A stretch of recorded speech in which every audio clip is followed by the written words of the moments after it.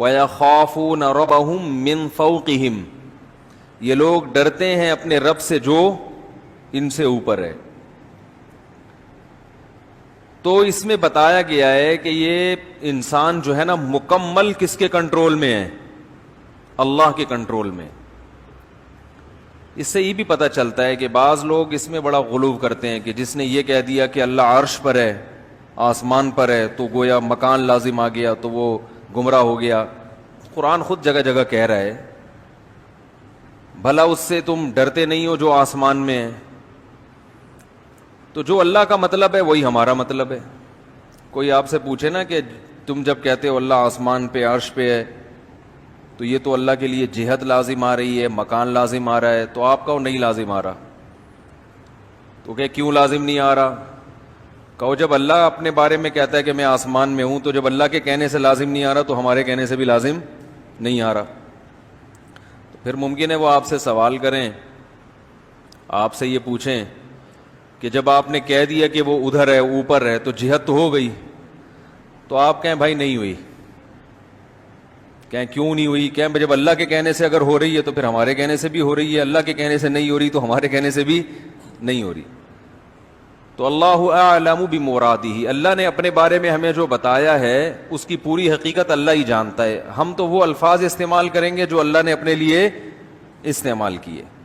جو اللہ نے اپنے لیے الفاظ استعمال کیے وہ یہی کہ الرحمن علی العرش استوى، رحمان عرش پر مستوی ہے. عرش تخت کو کہتے ہیں. اللہ کا ایک تخت ہے، اس کی حقیقت ہمیں معلوم نہیں ہے، بس وہ ہے کیسا ہے. اور من فی السماء، آسمانوں میں ہے. اسی طرح حدیث میں آتا ہے کہ ایک باندی نبی کے پاس آئی، آپ نے پوچھا این اللہ، اللہ کہاں ہے؟ اس باندی نے کہا فی السماء، آسمانوں میں ہے. آپ نے فرمایا کہ اس کو آزاد کر دو. صحابی کو حکم دیا کہ اس کو آزاد کر دو. آپ نے اس سے نہیں پوچھا آسمانوں میں کیسے ہے، کیا بات بھائی. تو عامی آدمی سے بھی جب پوچھا جائے گا اللہ کہاں ہے تو وہ کہے گا بھائی اللہ آسمانوں میں ہے، عرش پہ ہے. کیسے ہے، کیا ہے، ہمیں نہیں پتا. البتہ قرآن میں کچھ دوسری آیتیں ہیں جن میں آتا ہے وَهُوَ مَعَكُمْ أَيْنَمَا كُنْتُمْ، تم جہاں بھی ہو وہ تمہارے ساتھ ہے. یہ بھی ہے قرآن میں. نَحْنُ أَقْرَبُ إِلَيْهِ مِنْ حَبْلِ الْوَرِيدِ، ہم تمہاری شہرک سے بھی زیادہ قریب ہیں. بات سمجھ میں آ رہی ہے؟ تو دیکھیں کسی بھی کلام کو نا سمجھنے کے لیے یہ ضروری ہے کہ اس زبان میں اس قسم کے کلام کا کیا مطلب لیا جاتا ہے. تو جب بھی ہم کسی سے بات کرتے ہیں، اردو میں بھی جو اصول ہیں وہی عربی میں ہیں اس معاملے میں. جب آپ کسی کی مدد کا وعدہ کرتے ہیں اور بتاتے ہیں کہ میری مدد ہر وقت تمہارے ساتھ رہے گی، تو آپ اس کے لیے کیا الفاظ استعمال کرتے ہیں کہ بھئی تم جہاں ہو میں تمہارے ساتھ ہوں. یعنی تم پہ نظر رکھے ہوئے ہوں اور تمہاری مدد کے لیے ہر وقت تیار ہوں. تو یہاں مطلب یہ ہوتا ہے کہ علم کے لحاظ سے بھی تمہارے ساتھ ہوں، یعنی مجھے پتا ہوگا تم کیا کر رہے ہو، نظر رکھی ہوئی ہے میں نے. اور قدرت کے لحاظ سے بھی تمہارے ساتھ. قدرت کا مطلب کہ تمہاری مدد پر میں قدرت رکھتا ہوں. تم یہ نہ سمجھو کہ مجھے قدرت ہی نہیں ہے، تو میں ہر وقت تمہاری مدد کر سکتا ہوں. تو عربی میں بھی، چونکہ عربی بھی ایک زبان ہے، تو قرآن جب عربی میں نازل ہوا تو قرآن کا بھی وہی مطلب لیا جائے گا جو عربی زبان میں مطلب لیا جاتا ہے.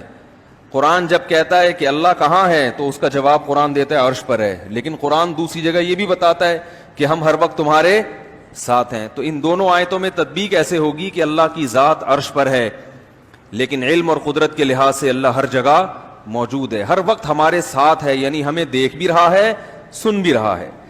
جیسے قرآن میں حضرت موسیٰ علیہ السلام کے بارے میں آتا ہے کہ ہم نے موسیٰ اور ہارون کو فرعون کے پاس بھیجا. اب حضرت موسیٰ گھبرا رہے ہیں کہ فرعون نے تو، وہ تو بڑا ظالم ہے، وہ تو مجھے مار ڈالے گا. تو اللہ نے فرمایا اننی معکما اسمع و ارا، اے موسیٰ اور ہارون گھبراؤ نہیں، میں تم دونوں کے ساتھ ہوں، سب کچھ سن بھی رہا ہوں اور دیکھ بھی رہا ہوں. تو یہ اللہ نے بتا دیا کہ اللہ کے انسان کے ساتھ ہونے کا مطلب کیا ہے. سمجھ میں آ رہی ہے بات؟